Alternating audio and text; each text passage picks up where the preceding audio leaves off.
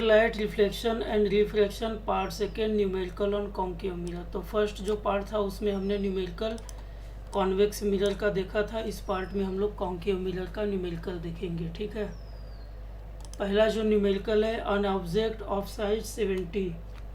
तो एक ऑब्जेक्ट है जिसकी साइज 70 नहीं 7 सेंटीमीटर। एक ऑब्जेक्ट है जिसकी साइज 7 सेंटीमीटर है। तो ऑब्जेक्ट की जो साइज होती है उसको बोलते हैं हाइट। ठीक है, ऑब्जेक्ट की साइज को h बोलो या HO बोलो या O बोलो, सबका मीनिंग एक ही है, जिसकी वैल्यू दी गई है 7 centimetre.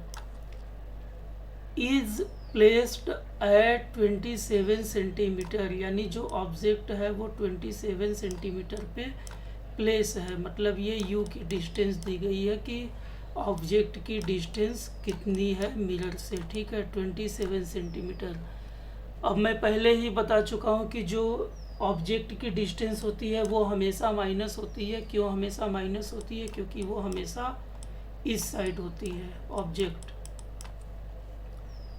Concave mirror of focal length 18 centimetre. अब फोकल लेंथ इसका 18 सेंटीमीटर दिया है, 18 सेंटीमीटर दिया है। तो कॉन्केव मिरर का जो फोकल लेंथ होगा वो भी माइनस होगा, क्योंकि कॉन्केव मिरर में तुम लोग देखे होंगे कि जब रे यहाँ से आती है तो इसी साइड चली जाती है। तो ये है फोकस, ये है फोकस और ये डिस्टेंस है फोकल लेंथ। तो ये माइनस क्यों होगा? क्योंकि ये इस साइड है, लेफ्ट साइड है। तो 18 minus centimetre. At what distance from the mirror should be screen placed. Screen placed का मतलब v पूछा जा रहा है। v की value you have to find out so that a sharp focus image can be obtained. Also find the size and the nature of the image. तो इतनी सारी चीज़ें दी गई है। तो h की वैल्यू यहाँ दी गई है, u की वैल्यू -20 सेंटीमीटर, f की वैल्यू -18 सेंटीमीटर। आओ हम लोग इसको सॉल्व करते हैं। तो सॉल्व करने से पहले हमें मिरर फार्मूला मालूम होना चाहिए, जो कि होता है 1/f is equal to 1/v plus 1/u। लेकिन हमें क्या फाइंड आउट करना है? v की वैल्यू। v की वैल्यू हमें फाइंड आउट करनी है। तो u प्लस है, इसको उधर ले जाएंगे, माइनस होगा। तो क्या होगा? 1/v is equal to 1/f पहले से ही है, ये u उधर जाएगा, माइनस होगा तो -1/u। ये हमारा फार्मूला है। तो देख लो यही फार्मूला यहाँ भी है। ठीक है, ये वाला फार्मूला, ये फार्मूला। अब वैल्यू हम लोग पुट कर देंगे। तो यहीं पे पुट करेंगे। 1/v हमें फाइंड आउट करनी है। 1/f, f की वैल्यू कितनी है? -18 रख दो, उसके बाद माइनस है, माइनस लगा दो। 1/u की वैल्यू कितनी दी गई है? तो -27। अब हम देख रहे हैं यहाँ भी माइनस है, यहाँ भी माइनस है, ये माइनस माइनस क्या हो जाएगा? प्लस हो जाएगा। तो अब इसका एलसीएम ले लेंगे हम लोग। ठीक है, एलसीएम लेंगे। इसका एलसीएम कितना आएगा? 54। 18 3 जाएगा, -3 प्लस 27 2 जा, तो ये आ जाएगा। तो 1/v इज इक्वल टू कितना आ गया? ये। अब 1/v इज इक्वल टू कितना आएगा? -1/54। तो v की वैल्यू क्या हो जाएगी? -54 सेंटीमीटर। तो v की वैल्यू इस तरह से हमें मिल गई -54 सेंटीमीटर। यानी जो हमारा इमेज बनेगा, ये हमारा कॉन्केव मिरर है, ये ऑब्जेक्ट है। ठीक है, फोकल लेंथ कितना दिया है? 18 सेंटीमीटर। यानी ये फोकस है, यहाँ से जाएगा इमेज, ये पहली रह गई, सेकेंड रे ऐसे जाएगी, यानी इधर कहीं बनेगी। यानी कि इसको अगर ब्लू से दिखाएं तो ये जो डिस्टेंस है ये u है ऑब्जेक्ट की। ठीक है, और ये जो डिस्टेंस है ये v है, इमेज की डिस्टेंस v। ठीक है, तो v आ गया हमारा -20 सेंटीमीटर। माइनस का चिन्ह बताता है कि ये लेफ्ट साइड बनेगा। तो देखो लेफ्ट साइड बना है। ठीक है, आगे मैग्नीफिकेशन के फार्मूले में रखेंगे तो हमें और भी जानकारियाँ मिलेंगी। तो मैग्नीफिकेशन का फार्मूला क्या होता है? यहाँ कर लो। हाँ, मैग्नीफिकेशन का फार्मूला होता है m=v/u, लेकिन मिरर है तो मिरर केस में -v। अब वैल्यू रख दो -v की वैल्यू कितनी आई है -54, तो -54 हो जाएगी। ठीक है, u की वैल्यू कितनी है -27, ये माइनस कैंसिल हो जाएगा और 27 यहाँ 2 आएगा -2। अब ये माइनस और 2, अब इसमें देखो मैग्नीफिकेशन कैसे, वैल्यू माइनस आई है, माइनस का मतलब जो इमेज बनेगा वो इन्वर्टेड बनेगा। ठीक है, तो हमने देखा कि जो इमेज बन रहा था वो यहाँ इन्वर्टेड नीचे बन रहा था।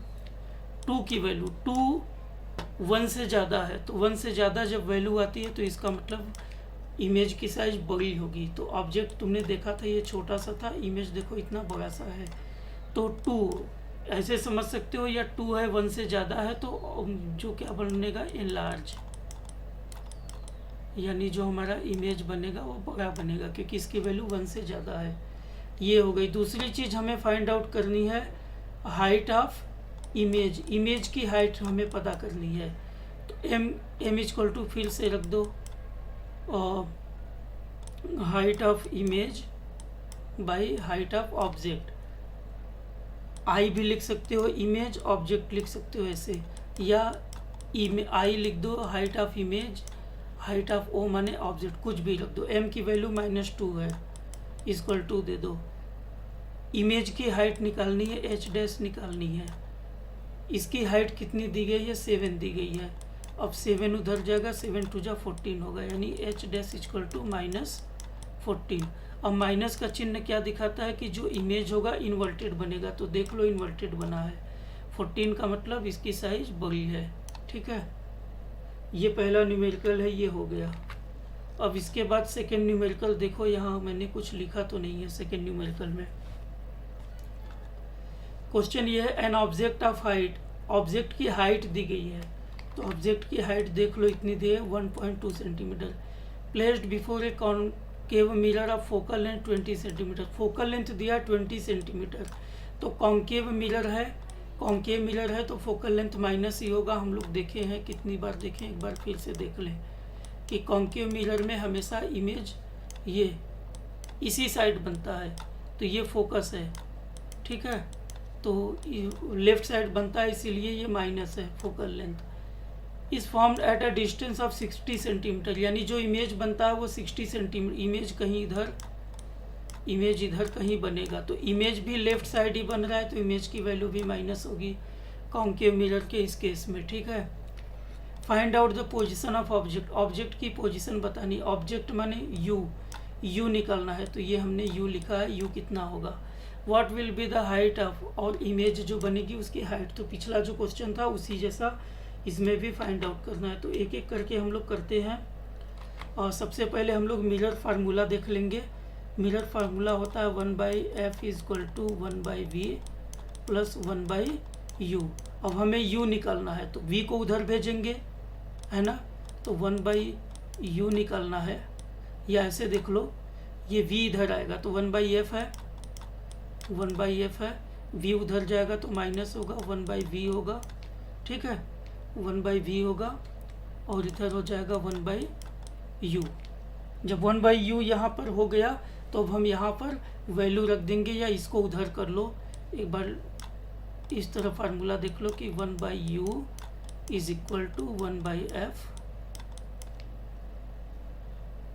- 1/v। अब 1/u ये निकालना है। 1/f, f की वैल्यू कितनी दी गई है -20, तो -20 कर दो। फिर उसके बाद क्या है, माइनस है तो माइनस लगा दो। 1/v, v की वैल्यू कितनी दी गई है -60, ये भी -60 है। अब हम देख रहे हैं ये माइनस माइनस प्लस हो जाएगा। ठीक है, अब इसका हम लोग एलसीएम ले लेंगे, तो कितना आएगा 60 आएगा, एलसीएम 60 आएगा। यहाँ पे -3 आएगा, यहाँ 1 आएगा, जो कि आएगा -2/60, यानी u की वैल्यू 1/u = -2/60, तो u = क्या हो जाएगा 60/-2 और इसको सॉल्व करेंगे तो कितना आएगा -30। तो u की वैल्यू आ गई -30। तो यहाँ हम लोग लिख देंगे u is equal to -30 centimetre.